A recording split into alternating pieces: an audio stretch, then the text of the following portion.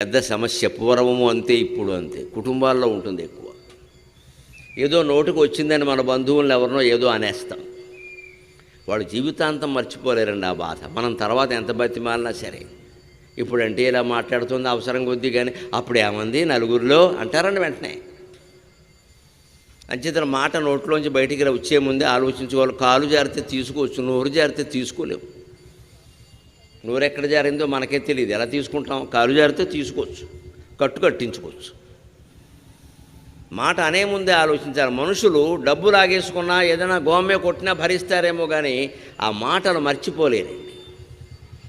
అటువంటి మాటలు అన్నారు మీరు పాండవుల్ని. అంచేత వాళ్ళన్నిటికీ వాళ్ళు జవాబు చెప్పడానికి సిద్ధంగా ఉన్నారు. ఇక్కడ భారత యుద్ధంలో ఒక పరమరహస్యం ఏమిటంటే, కర్ణుడికి భీముడు దొరికాడు, ధర్మరాజు దొరికాడు, నకులుడు దొరికాడు, సహదేవుడు దొరికాడు.